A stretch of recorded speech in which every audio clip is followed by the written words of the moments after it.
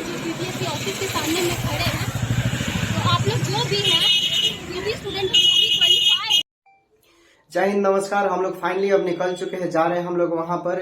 जो बहुत सारे हमारे एएनएम स्टूडेंट आ चुके हैं, वहां पर लाइव कवरेज हम दिखाएंगे और वीडियो भी दिखाएंगे कि कुछ लोग को लग रहा है कि नहीं पहुंचे हैं। तो बहुत जल्द जो वीडियो को अंत तक बने रही है, वो सारा चीज हम आपको दिखाते हैं कि कितने स्टूडेंट आए हैं और क्या क्या प्रस्ताव है। पूरा वीडियो आज पूरा क्या है, क्या बात होगा बीटीएससी के सामने, सभी चीजों को आपके सामने मैं ला कर रख दूंगा।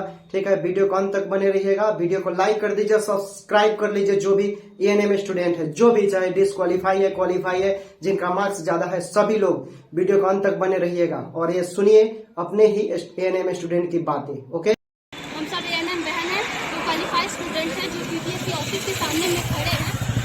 तो आप लोग जो भी हैं, जो भी स्टूडेंट जो भी क्वालिफाई है, वो लोग बीपीएससी ऑफिस के सामने जल्दी से जल्दी पहुंचिए। फिर हम लोग ग्रुप में आपस में कुछ डिस्कशन करेंगे और यहाँ पे शोर शराबा हल्ला बिल्कुल भी नहीं करना है। सब लोग जल्दी से जल्दी यहाँ पहुंचिए। हम लोग यहाँ इतने सारी एएनएम बहन मौजूद है। हम लोग सम्मान के साथ इस बात को रखना चाहेंगे कि हमारी कोई गलती नहीं है। हमें बीटीएससी के हर रूल रेगुलेशन को फॉलो करते हुए, उनके हर प्रोसेस को कंप्लीट करते हुए हम क्वालिफाइड हैं और हमारा कुछ तो राइट्स जरूर है और हम कुछ बहुत राइट्स है। प्लस क्या है कि हम इस चीज़ को मान लेंगे कि हमारे हाई कोर्ट साहब ने एक भावनात्मक फैसला दे दिया है, तो हम उनको डिनाई नहीं कर सकते। लेकिन इतना तो हम अपनी बात जरूर कहेंगे कि वो हमारे बारे में भी सोचे। 8000 क्वालिफाइड लोग हैं, हम लोगों का भी आत्मबल टूट जाएगा कि अब लोग पढ़ने से भी लोग दूर जाएंगे कि हम मेहनत करके हम आगे कैसे बढ़े। तो हमको ये फल मिला है, हमारी मेहनत का ये फल मिला है। तो हम जवाब मांग रहे हैं अपने बीटीएससी से और जवाब मांगेंगे कोर्ट से भी, क्योंकि ये हमारा फंडामेंटल राइट है और पूरी तरह से हमारा फंडामेंटल राइट बन गया है।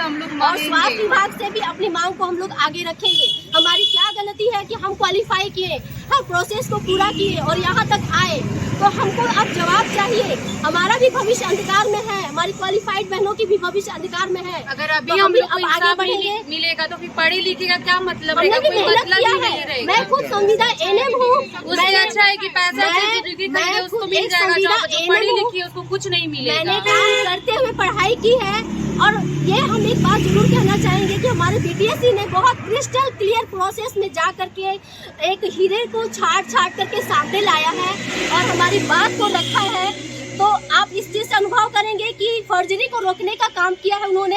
हमारे जितने भी क्वालिफाइड लोग हैं, एक हीरे की तरह हम लोग सामने आए हैं।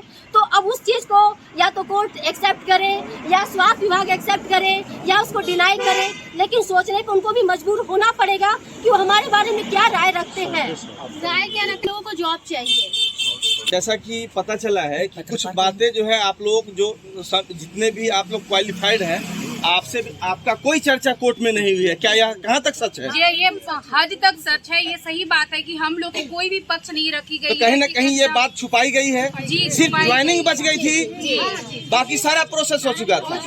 चलिए, आप लोगों की विजय होगी, निश्चित विजय होगी। आज जो है लोग पढ़े लिखे का ही मांग है, हीरे को छाटा गया है। बीटीएससी ने सही किया है और क्वालिफाइड के साथ उनका रहना अति आवश्यक है अंत तक। कोर्ट चाहे जो भी नतीजा दिया हो, लेकिन एक पक्षीय दिया है, क्योंकि बात दूसरी तरफ से नहीं सुनी गई है। ना तो बीटीएससी रखा कि सिर्फ ज्वाइनिंग कराना बाकी रह गया है, बल्कि सिर्फ संविदा कर्मी को ही बात सुनी गई और वहाँ सिर्फ उसे पारितोषिक दी गई, सिर्फ संविदा वाली को पारितोषिक दी गई। लेकिन आप क्वालिफाई तो इतना मेहनत किए, 3-4 लाख आप लोग कहते हैं ना कि बहुत पैसे लगे अभी तैयारी करने में, तो इतने पैसे लगे हैं, इसका देनदार कौन होगा? इतना समय बर्बाद हुआ। आप लोग घर बार छोड़ करके, अपने बच्चे को छोड़ करके तैयारी किया शहर में आकर के, जिसका पर मंथ जो है किराया लगभग 15,000 10,000 पड़ता है। इसका देनदार कौन होगा? बीटीएससी भी जवाब देगी, निश्चित देगी, और बीटीएससी आपको साथ देगी, इसमें दो राय नहीं है। पहले आप बीटीएससी से बात करें कि आपके प्रति क्या जो है उनका रवैया रहा। देखिए, इतने स्टूडेंट आ चुके हैं, अगर आप भी हैं तो अभी प्लीज जरूर आइए।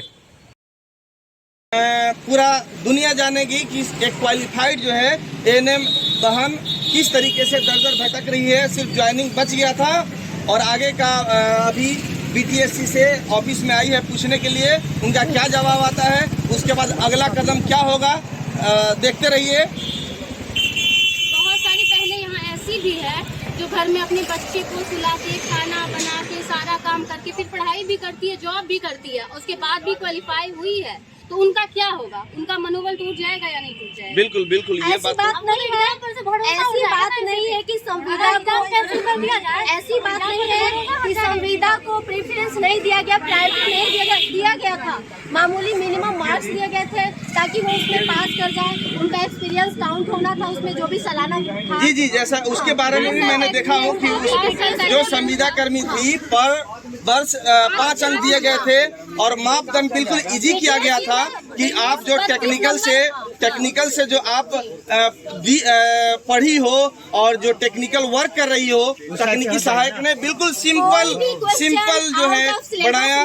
बिल्कुल सारे क्वेश्चन हमारे ही कम्युनिटी से रिलेटेड था और बिहार उससे रिलेटेड था, कोई भी क्वेश्चन बाहर से नहीं। जो 32 नंबर नहीं ला सकता है वो जीत जाता है, जो 32 नंबर नहीं लाता है वो जीत जाता है, और जो पढ़ लिख के है उसका कुछ नहीं हो रहा है यहाँ पे।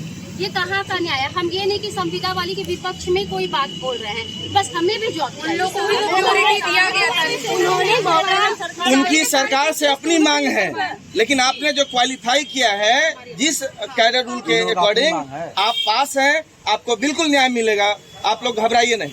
स्टार्टिंग से जो भी प्रोसेस हुआ है सारा कुछ उन्होंने ही डिसीजन लिया, सब कुछ उन्होंने ही किया। मेरिट बना काउंसलिंग हो गई, अब सिर्फ ज्वाइनिंग पता है कि हमारा ज्वाइनिंग होगा भी या नहीं।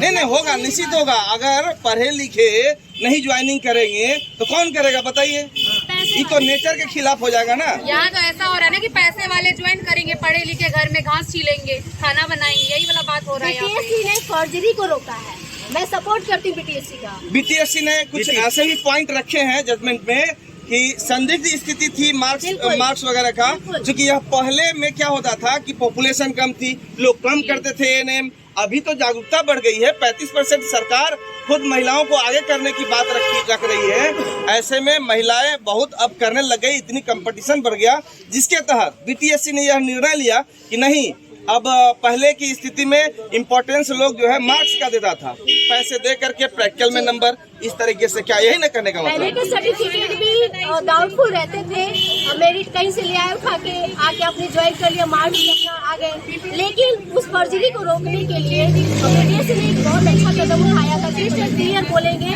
उन्होंने सबको मौका दिया था, संविदा को भी दिया था और जो नॉन कॉन्ट्रेक्चुअल थे उनको भी दिया था, बशर्ते जिसमें उन्होंने अपनी बात को आगे रख करके बहुत ज्यादा उन्होंने उसको प्रायोरिटी दे दिया। और आप लोग अभी जो है बीटीएससी ऑफिस के पास में जो है आई हुई है, इतनी सारी एएनएम बहनें हैं। अब इनका दुखड़ा कौन सुनेगा? सरकार अगर देख रही है, सुन रही है, सुनेगी तो इस पर जरूर जो है कुछ न कुछ जो है बिल्कुल जस्टिस तो मिलना है। सरकार भी अब कहती है कि बिना एग्जाम का अब नियमित नियुक्ति नहीं होगा। बिल्कुल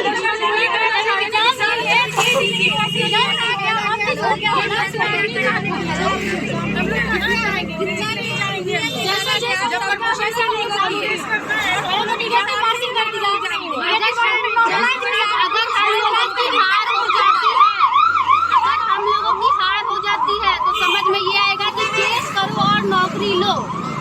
अब केस करो और नौकरी लो, यही बात साबित होती है। पैसा फेंको तो पैसा फेंको, समस्या देखो।